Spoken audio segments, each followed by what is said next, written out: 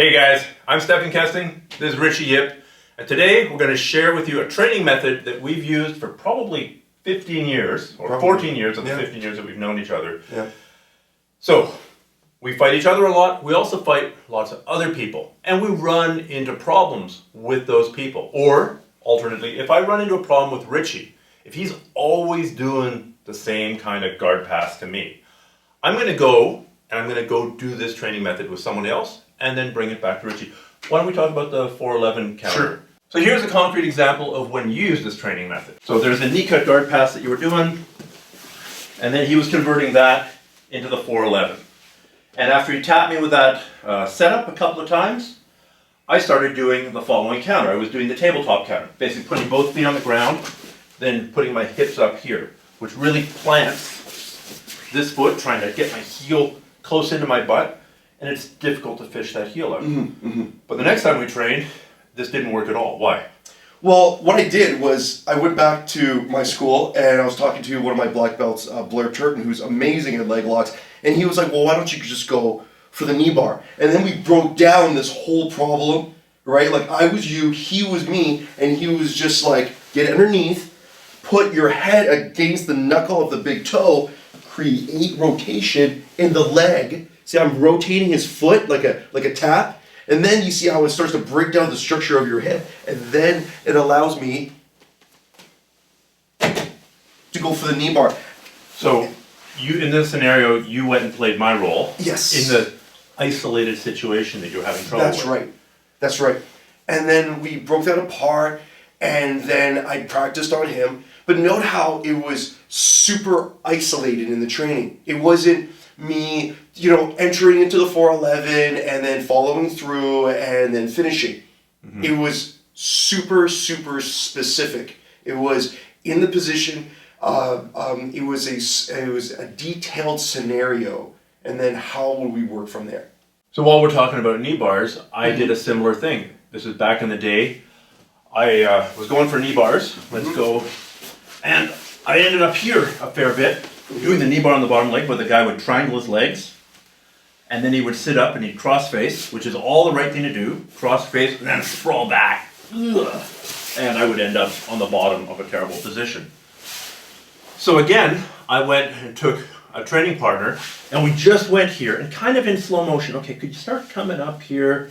And what I ended up figuring out for myself was that if this hand can't cross face and this hand can't plant on the ground, then it's much, much weaker. So I was started doing a rising block here, and as he drives forward, taking this arm and flinging it this way, while bringing my knees into my face, rolling across the other side, and then doing the knee bar there. Incidentally, that same counter works on the other side. If we're here, and he starts coming up, I block, karate, take the elbow, throw it this way, roll through, and then catch the knee bar here.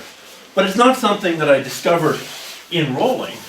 Like you, I went, took a training partner, recreated the problem position. Right. And then we both brainstormed about what could be done.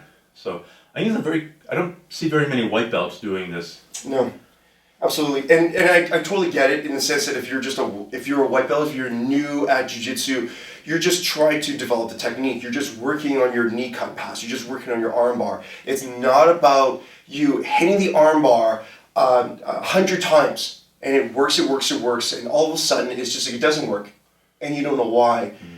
And then you're able to decipher the problem. You're able to go, like maybe when you're driving home after practice, you're thinking like, okay, what was that? How come I couldn't finish that arm bar? And you see how it takes contemplation. It actually takes deep understanding of the technique to understand why what the problem is. Absolutely. Absolutely. Because otherwise you just go, oh yeah, it didn't work.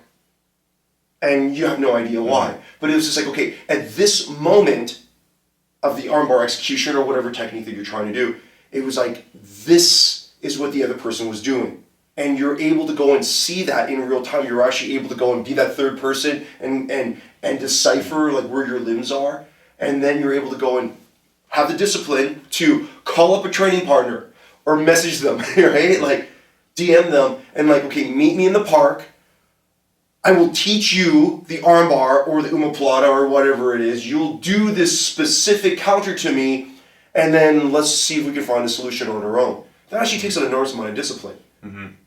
Because so many times you meet up to train with somebody or to drill something like that, and it just turns into a free-for-all rolling session. Yeah, absolutely. Oh, cool, rolling, Yeah. which is fine. Totally. But Absolutely. it's not this looking for the counter to a counter to a technique. Absolutely. Or counter to a counter to a counter to a counter to a counter. Absolutely. It takes a lot of discipline, takes a lot of forethought, takes a lot of insight, right? Takes a lot of detailed planning, right? It's just easier just to... Or even some YouTubing. Yeah, absolutely. Google, how do I stop armbar counter?